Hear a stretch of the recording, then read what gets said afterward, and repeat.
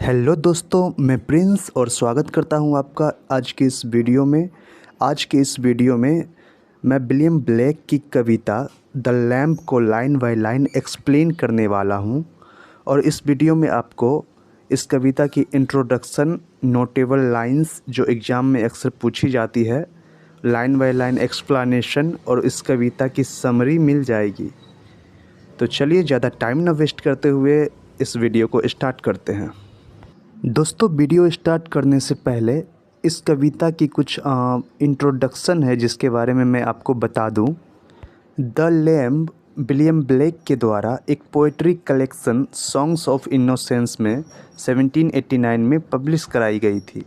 दोस्तों, यह पोयम बचपन की मासूमियत, शुद्धता और सिंप्लिसिटी को दर्शाती है। दोस्तों, इस पोयम में लैम्प को जीसस क्राइस्ट के सिंबल के रूप में दर्शाया गया है। इस पोयम को क्वेश्चन और आंसर के स्टाइल में लिखा गया है।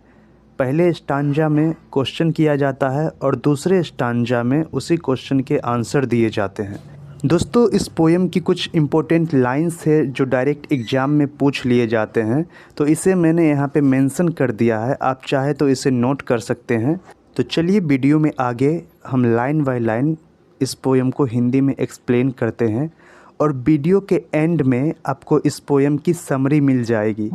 दोस्तों, हमारी पहली स्टांजा है लिटिल लैम्प हु मेड दी। दोस्तों, यहाँ पे दी शब्द का मतलब तुमसे है। तो इस पहले लाइन के द्वारा कवि मासूमियत से मेमने को पुकारता है और पूछता है, प्यारे मेमने, तुम्हें किसने बनाया है? यह प्रश्न किसी बच्चे की तरह सीधा साधा है, जिसमें उत्सुकता और प्रेम दोनों दिखाई देते हैं। दोस्तों, आगे कवि कहता है, dost thou know who made thee। दोस्तों, यहाँ पे dost thou शब्द ओल्ड इंग्लिश के हैं जिसका मतलब डू यू होता है। दोस्तों, यहाँ पे कवि मेमने से फिर से सवाल करता है, क्या तुम्हें पता है कि तुम्हें किसने बनाया है? यहाँ पे कवि की दोहराव मासूमियत और जिज्ञासा को और गहरा कर देता है।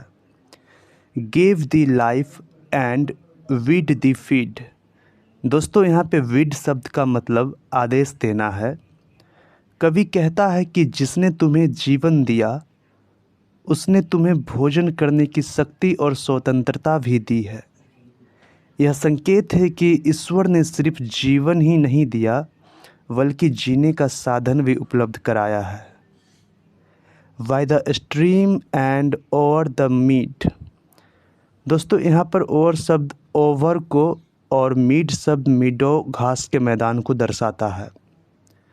इस लाइन से कवि का मतलब है कि दुनिया को बनाने वाले ने मेमने को नदी के किनारे और हरे भरे मैदान में चढ़ने की जगह दी।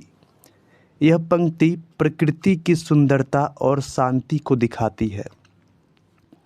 आगे कवि कहता है, gave thee clothing of delight. ईश्वर ने मेमने को खुशी से भर देने वाला वस्त्र दिया है। यहाँ वस्त्र का मतलब मेमने की सुंदर ऊन से है, जो उसे ठंड में गर्मी प्रदान करती है, मतलब वो ऊन उसके लिए उपयोगी है। Softest clothing woolly bright. मेमने की ऊन को कवि सबसे नरम और चमकदार बताता है। यह उसकी मासूमियत और पवित्रता का प्रतीक है। Gave the such a tender voice. दोस्तों, यहाँ पे टेंडर शब्द का मतलब कोमल या प्यारा होता है। कवि कहता है कि भगवान ने मेमने को बहुत मीठी और कोमल आवाज़ दी है, जो सुनने वालों के दिल को छू लेती है। Making all the vales rejoice. यहाँ पर वेल्स शब्द का मतलब वैलीज यानी घाटियों से है तथा रिजॉइस शब्द खुश होने को दर्शाता है। इस लाइन के द्वारा कवि कहता है कि मेमने की आवाज़ इतनी प्यारी है कि उसे सुनकर पूरी घाटियाँ प्रसन्न हो जाती है। यह दिखाता है कि मासूमियत और कोमलता से पूरे प्रकृति आनंदित हो जाती है। लिटिल लैम्प हु मेड दी। यहाँ पर कवि फिर से वही सवाल दोहराता है, प्यारे मेमने तुम्हें किसने बनाया। यह दोहराव मासूम सवाल की मिठास को और बढ़ा देता है। दोस्तों, फर्स्ट स्टांजा की लास्ट लाइन में कवि कहते हैं, "Dost thou know who made thee?" यहाँ पर कवि आखिरी बार उसी सवाल को रखता है और रीडर को सोचने पर मजबूर करता है। रीडर यानी हम लोगों को सोचने पे मजबूर करता है कि सृष्टि का सच्चा रचयिता कौन है। दोस्तों, इसी के साथ हमारी पहली स्टांजा कंप्लीट होती है। पहले स्टांजा में कवि मेमने से सवाल किया है, अब आगे दूसरी स्टांजा में कवि खुद उस सवाल का जवाब देगा। तो चलिए दूसरी स्टांजा की ओर चलते हैं और लाइन बाय लाइन एक्सप्लेन करते हैं। Little lamp I will tell thee. दोस्तों, अब कवि स्वयं मेमने को जवाब देने का वादा करता है कि वह मेमने को बताएगा कि उसे किसने बनाया है। Little lamp I will tell the.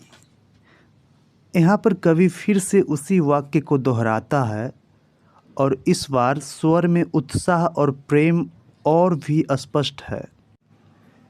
He is called by the name. कवि बताता है कि दुनिया को बनाने वाला भी मेमने के नाम से ही जाना जाता है। यानी यहाँ पे जीसस क्राइस्ट की बात की जा रही है कि यीशु मसीह को भी लैम्ब ही कहा जाता है। For he calls himself a lamb. दोस्तों, कवि द्वारा लिखी यह पंक्ति स्पष्ट कर देती है कि जीसस क्राइस्ट ने स्वयं को लैम्ब ऑफ गॉड कहा है। इसका मतलब है कि वह मासूमियत, विनम्रता और त्याग का प्रतीक है। आगे कवि कहता है, he is meek and he is mild. यहाँ पर मीक शब्द विनम्रता को और मिल्ड शब्द शांत और कोमलता को दर्शाता है। इस लाइन के माध्यम से कवि कहता है कि ईश्वर या यीशु मसीह कोमल स्वभाव के और दयालु स्वभाव के हैं। वो दुनिया के निर्माता होने के बावजूद इतनी सारी शक्ति रखते हुए भी विनम्र और शांत हैं। He became a little child. दोस्तों, यहाँ पर यह पंक्ति ईसाई परंपरा के इनकार्नेशन को दिखाती है। मतलब साधारण शब्दों में कहें तो ईश्वर ने मनुष्य का रूप धारण किया और एक छोटे बच्चे जैसा बन गए। I a child and thou a lamb. यहाँ पर कवि खुद को एक बच्चा और मेमने को एक मेमना बताता है।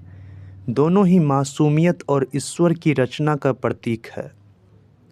We are called by his name. कवि यहाँ पर कहना चाहता है कि हम सब उसी के नाम से जाने जाते हैं। मतलब जीसस क्राइस्ट को यहाँ पे इंडिकेट किया गया है। मतलब इंसान और जानवर दोनों में ईश्वर की झलक है। दोनों ही भगवान के रूप होते हैं। लिटिल लैम गॉड ब्लेस दी। अंत में कवि मेमने को आशीर्वाद देता है, ईश्वर तुम्हें आशीर्वाद दे। कवि यहाँ पर प्रेम और श्रद्धा की भावना को दर्शाता है। लिटिल लैम गॉड ब्लेस दी।